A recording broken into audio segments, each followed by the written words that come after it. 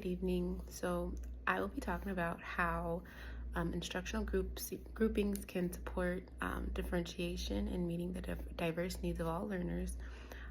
So for the purpose of this video, I've chosen to address Common Core Standard 4.1, which basically focuses on details and examples in a text, and when describing what the text is saying and how to draw connections from the text.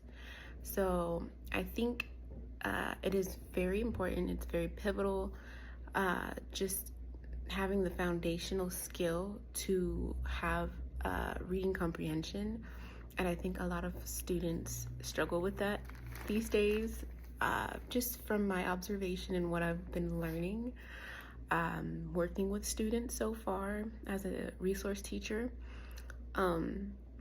I have personally seen some of my students engage completely different with it. I will say that I think it really just depends on the teacher and how they're able to teach a lesson, and just the approach when they are giving instruction. So in relation to the standard, I use different varieties, I guess, when it comes to instructional groupings, and just when it comes to like engaging my students and through differentiation, I can't say that word, differentiation. One of my, I guess, approaches that I use would be providing my students opportunities to choose their interests, and I'll connect that to a text that they're reading.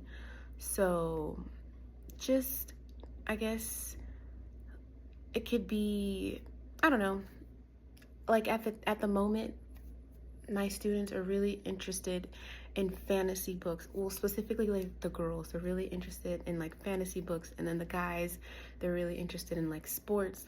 So I'll try to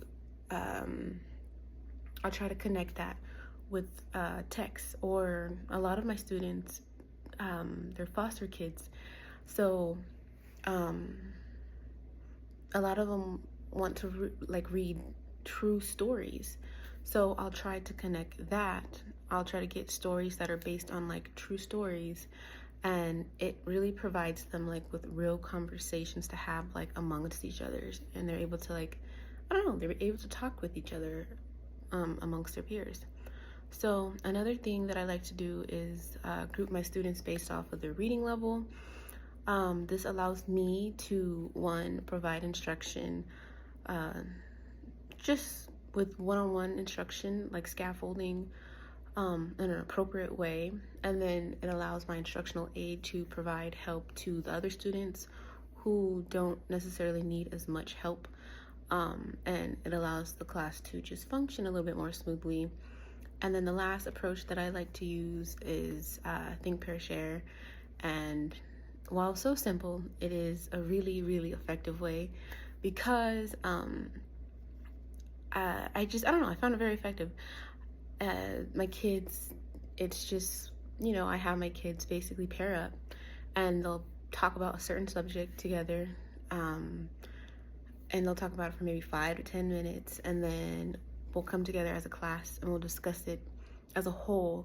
And it's really nice because it's more tailored towards those who are shy, I guess you could say, and it provides them the opportunity just to build more confidence, hear others speak, and gain more ideas and insight on like what they would like to say or what they would like to add to what they're saying. So I guess I would say why all of this works is because not all students learn the same way, and they each have different strengths, challenges, backgrounds, and interests. And when I group students by what they like, they're more excited to learn. And when I group by level, I can give the right kind of help to each student. So the activities like think, pair, share, every student, they get a chance to talk and be heard. And I think the approach connects with an idea from a learning theory, the zone of proximal development. It basically means students learn best when they work in a little challenging but not too hard. So, and I don't know, I think they have the support, and grouping helps me to do that. I don't know. I think I'm able to guide students to try new things, and just motivate them and encourage them a little bit more. And I don't know. I have one more thing. I had one student last year, or yeah, when I was a substitute last year, who he didn't like reading at all, and he was a basketball kid and he loved basketball. I gave him an article, and it was about sports, and I put him in a group with other kids who love sports, and he just came to life. It was really cool. He started asking questions, and he was able to make connections, and that led to having conversations with his peers. And at that moment, it was really cool because, I don't know, it was cool. It's like a spark lit up in his eye.